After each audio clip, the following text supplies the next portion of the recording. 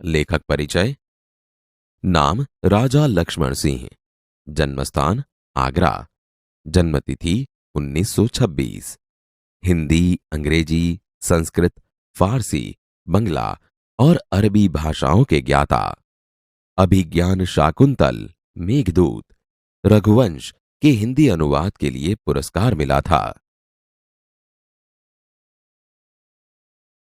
अरे सिंह, तू अपना मुख खोल, मैं तेरे दांत गिनूंगा। ए हठीले बालक, तू वन के इन पशुओं को क्यों सताता है? हम तो इन पशुओं को बाल बच्चों के समान रखती हैं। तेरा साहस बढ़ता ही जाता है। तेरा नाम ऋषियों ने सर्वदमन रखा है, सो ठीक ही है। आहा, क्या कारण है कि मेरा स्नेह इस बालक की ओर उमड़ा सा आता है? जो तू इस बच्चे को छोड़ न देगा तो सिंहनी तुझ पर दौड़ेगी। ठीक है, सिंहनी का मुझे ऐसा ही डर है। यह बालक अवश्य किसी तेजस्वी वीर का पुत्र है। इसका मुख अग्नि के समान दमक रहा है। हे प्यारे बालक, सिंह के बच्चे को छोड़ दे, मैं तुझे खिलौना दूंगी। पहले खिलौना दे दो, लाओ, कहाँ है? आहा, इसके हाथ में चक्रवर्तियों के लक्षण है। अंगुलियों पर कैसा अद्भुत जाल है और हथेली की शोभा प्रातः कमल को भी लज्जित कर रही है। हे सखी सुव्रता, यह बातों से न मानेगा। जा, मेरी कुटिया में ऋषि कुमार के खेलने के लिए मिट्टी का मोर रखा है, उसे ले आ। मैं अभी लिए आती हूँ। तब तक मैं इसी सिंह के बच्चे के साथ खेलूंगा। इस सुंदर बालक से खेलने को मेरा मन कैसा ललचाता है। धन्य है वे मनुष्य जो अपने पुत्रों को गोद में लेकर उनके अंग की धूलि से अपनी गोद मैली करते हैं और पुत्रों के मुख अकारण हंसी से खुलकर उज्जवल दांतों की शोभा दिखाते और तुतले वचन बोलते हैं। क्यों रे ढीठ, तू मेरी बात कान नहीं धरता? कोई ऋषि कुमार यहाँ है? हे महात्मा, तुम ही आओ और कृपा करके इस बलि बालक के हाथ से सिंह के बच्चे को छुड़ाओ। अच्छा, हे ऋषि कुमार, तुमने तपोवन के विरुद्ध यह आचरण क्यों सीखा है जिससे तुम्हारे कुल की लाज जाती है? यह तो कोई अच्छी बात नहीं। हे बड़भागी, यह ऋषि कुमार नहीं है। सत्य है, उसके काम ही ऐसे साहस के हैं, यह ऋषि कुमार नहीं जान पड़ता। परंतु मैंने तपोवन में वास देख इसे ऋषिपुत्र जाना था। आहा, जब इसका हाथ छूने से मुझे इतना सुख हुआ है तो जिस बड़भागी का यह बेटा है उसे कितना हर्ष होता होगा। बड़े अचंभे की बात है। तुम्हें क्यों अचंभा हुआ? इसलिए हुआ कि इस बालक की और तुम्हारी सूरत बहुत मिलती है और तुम्हें जाने बिना भी इसने तुम्हारी बात मान ली। हे तपस्विनी, जो यह ऋषि कुमार नहीं है तो किस वंश का है? यह पुरुवंशी है। इसीलिए इसकी सूरत मुझसे मिलती है। पुरुवंशियों में यह रीति तो निश्चित है कि युवा अवस्था में वे महलों में रहकर पृथ्वी की रक्षा और पालन करते हैं और वृद्धावस्था आने पर वन में जितेंद्रिय तपस्वियों के आश्रम में वृक्षों के नीचे कुटी बनाकर रहते हैं। देवता जैसी शक्ति वाला यह निडर और असाधारण बालक मनुष्य का पुत्र भला किस प्रकार होगा? हे परदेशी, तेरा यह संदेह तब मिट जाएगा जब तू जान लेगा कि इस बालक की माँ मेनका नामक एक अप्सरा की बेटी है। उसी के प्रताप से इसका जन्म देव पितर के इस तपोवन में हुआ। यह तो बड़े आनंद की बात सुनाई। इससे कुछ और आशा बढ़ी। इसकी माता किस राजर्षि की पत्नी है? जिस राजा ने अपनी विवाहिता स्त्री को बिना अपराध छोड़ दिया है, उसका नाम मैं ना लूंगी। यह कथा तो मुझ पर लगती है। भला अब इस बालक की मां का नाम पूछो। हे सर्वदमन, यह शकुंत लावण्य देख। कहाँ है शकुंतला, मेरी माता? यहाँ तेरी माता नहीं है। तुम इस नाम से धोखा खा गए सर्वदमन। मैंने तो कहा था मिट्टी के मोर को देख। इसकी मां मेरी ही प्यारी शकुंतला है या इस नाम की कोई दूसरी स्त्री है? यह वृतांत मुझे ऐसे व्याकुल करता है जैसे मृग तृष्णा प्यासे हिरन को व्याकुल करती है। मुझे यह मोर बहुत अच्छा लगता है। ओह, बालक की बात से रक्षाबंधन कहाँ गया? घबराओ मत। जब यह नहर से खेल रहा था तब इसके हाथ से गिर गया था, सो वह पड़ा। मैं उठाकर तुम्हें दिए देता हूं। अरे अरे, मत उठाओ, इसे मत छूना। ओह, इसने तो उठा ही लिया। यह लो। परंतु यह कहो कि तुमने मुझे इसको उठाने से रोका क्यों था? इस रक्षाबंधन का नाम अपराजित है। जिस समय इस बालक का नामकरण हुआ था तब महात्मा मरीचि के पुत्र कश्यप ने यह धागा दिया था।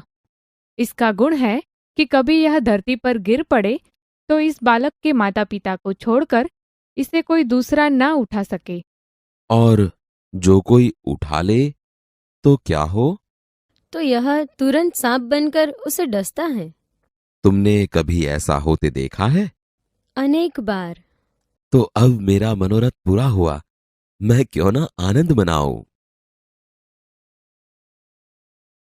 इकाई 6 भरत एकांकी। दृश्य: एक बालक सिंह के बच्चे को घसीटते हुए लाता है और 2 तपस्विनियां उसे रोकती हुई आती है। राजा दुष्यंत पेड़ की ओट से उन्हें देख रहे हैं। बालक: अरे सिंह, तू अपना मुख खोल, मैं तेरे दांत गिनूंगा। पहली तपस्विनी: ए हठीले बालक, तू वन के इन पशुओं को क्यों सताता है? हम तो इन पशुओं को बाल बच्चों के समान रखती हैं। तेरा साहस बढ़ता ही जाता है। तेरा नाम ऋषियों ने सर्वदमन रखा है, सो ठीक ही है। दुष्यंत उनकी बातें सुनकर स्वयं से, आहा, क्या कारण है कि मेरा स्नेह इस बालक की ओर उमड़ सा आता है। दूसरी तपस्विनी: तू तो इस बच्चे को छोड़ न देगा तो सिंहनी तुझ पर दौड़ेगी। बालक मुस्कुराकर, ठीक है, सिंहनी का मुझे ऐसा ही डर है। मुंह चिढ़ाता है। दुष्यंत आश्चर्य से, यह बालक अवश्य किसी तेजस्वी वीर का पुत्र है। इसका मुख अग्नि के समान दमक रहा है। पहली तपस्विनी: हे प्यारे बालक, सिंह के बच्चे को छोड़ दे, मैं तुझे खिलौना दूंगी। बालक हाथ पसार कर, पहले खिलौना दे दो, लाओ कहां है। दुष्यंत दूर से बालक की हथेली को देखकर स्वयं से, आहा, इसके हाथ में चक्रवर्तियों के लक्षण है। उंगलियों पर कैसा अद्भुत जाल है और हथेली की शोभा प्रातः कमल को भी लज्जित कर रही है। दूसरी तपस्विनी: हे सखी सुव्रता, यह बातों से न मानेगा। जा, मेरी कुटिया में ऋषि कुमार के खेलने के लिए मिट्टी का मोर रखा है, उसे ले आ। पहली तपस्विनी: मैं अभी लिए आती हूं। जाती है। बालक: तब तक मैं इसी सिंह के बच्चे के साथ खेलूंगा। यह कहकर तपस्विनी की ओर देखकर हंसता है। दुष्यंत: आप ही आप। इस सुंदर बालक से खेलने को मेरा मन कैसा ललचाता है। आह भरकर, धन्य है वे मनुष्य जो अपने पुत्रों को गोद में लेकर उनके अंग की धूलि से अपनी गोद मैली करते हैं और पुत्रों के मुख अकारण हंसी से खुलकर उज्जवल दांतों की शोभा दिखाते और तुतले वचन बोलते हैं। दूसरी तपस्विनी: क्यों रे ढीठ, तू मेरी बात कान नहीं धरता? इधर उधर देखकर, कोई ऋषि कुमार यहां है? दुष्यंत को देखकर, हे महात्मा, तुम ही आओ और कृपा करके इस बलि बालक के हाथ से सिंह के बच्चे को छुड़ाओ। दुष्यंत: अच्छा।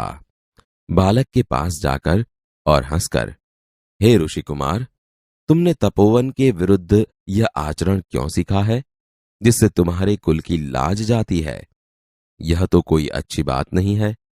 बच्चे ने सिंह के बच्चे को छोड़ दिया। दूसरी तपस्विनी, हे बड़भागी, यह ऋषि कुमार नहीं है। दुष्यंत, सत्य है, उसके काम ही ऐसे साहस के हैं, यह ऋषि कुमार नहीं जान पड़ता। परंतु मैंने तपोवन में वास देखकर इसे ऋषिपुत्र जाना था। बच्चे की हथेली को अपने हाथ में लेकर स्वयं से, आहा, जब इसका हाथ छूने से मुझे इतना सुख हुआ है, तो जिस बड़भागी का यह बेटा है उसे कितना हर्ष होता होगा। दूसरी तपस्विनी, दोनों की ओर देखकर, बड़े अचंभे की बात है। दुष्यंत, तुम्हें क्यों अचंभा हुआ? दूसरी तपस्विनी, इसलिए हुआ कि इस बालक की और तुम्हारी सूरत बहुत मिलती है, और तुम्हें जाने बिना भी इसने तुम्हारी बात मान ली। दुष्यंत, बच्चे को गोद में उठाकर, हे तपस्विनी, जो यह ऋषि कुमार नहीं है तो किस वंश का है? दूसरी तपस्विनी, यह पुरुवंशी है। दुष्यंत स्वयं से, इसलिए इसकी सूरत मुझसे मिलती है।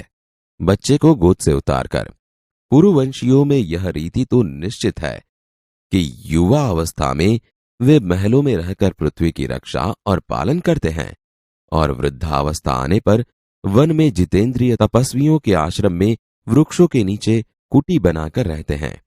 देवता जैसी शक्ति वाला यह निडर और असाधारण बालक मनुष्य का पुत्र भला किस प्रकार होगा? दूसरी तपस्विनी, हे परदेशी, तेरा यह संदेह तब मिट जाएगा जब तू जान लेगा कि इस बालक की मां मेनका नामक एक अप्सरा की बेटी है। उसी के प्रताप से इसका जन्म देव पितर के इस तपोवन में हुआ।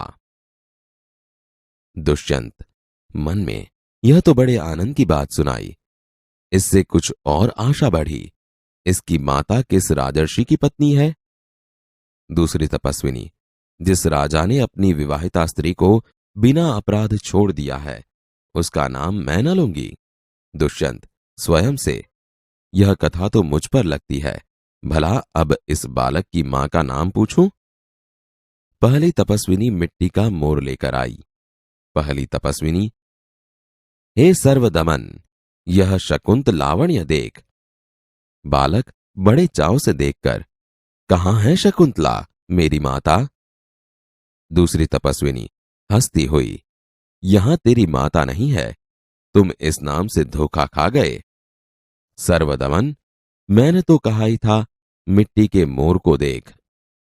दुष्यंत स्वयं से, इसकी मां मेरी ही प्यारी शकुंतला है, या इस नाम की कोई दूसरी स्त्री है? यह वृतांत मुझे ऐसे व्याकुल करता है जैसे मृग तृष्णा प्यासे हिरण को व्याकुल करती है। बालक खुश होकर, मुझे यह मोर बहुत अच्छा लगता है, खिलौना ले लेता है। पहली तपस्विनी घबराकर, ओह, बालक की बाह से रक्षाबंधन कहां गया? दुष्यंत, घबराओ मत, जब यह नहर से खेल रहा था तब इसके हाथ से गिर गया था, सो वह पड़ा है, मैं उठाकर तुम्हें दिए देता हूं। उठाने के लिए झुकता है। पहली तपस्विनी, अरे अरे मत उठाओ, इसे मत छूना। दूसरी तपस्विनी, ओह, इसने तो उठा ही लिया। दोनों एक दूसरे को आश्चर्य से देखती हैं। दुष्यंत, यह लो, परंतु यह कहो कि तुमने मुझे इसको उठाने से रोका क्यों था? दूसरी तपस्विनी, इस रक्षाबंधन का नाम अपराजित है। जिस समय इस बालक का नामकरण हुआ था तब महात्मा मरीचि के पुत्र कश्यप ने यह धागा दिया था। इसका गुण है कि कभी यह धरती पर गिर पड़े तो इस बालक के माता पिता को छोड़कर इसे कोई दूसरा न उठा सके। दुष्यंत, और जो कोई उठा ले तो क्या होगा? पहली तपस्विनी, तो यह तुरंत सांप बनकर उसे डसता है। दुष्यंत, तुमने कभी ऐसा होते देखा है? पहली तपस्विनी, अनेक बार। दुष्यंत प्रसन्न होकर, तो अब मेरा मनोरथ पूरा हुआ, मैं क्यों न आनंद मनाऊं। बालक को गोद में लेता है, पर्दा गिरता है।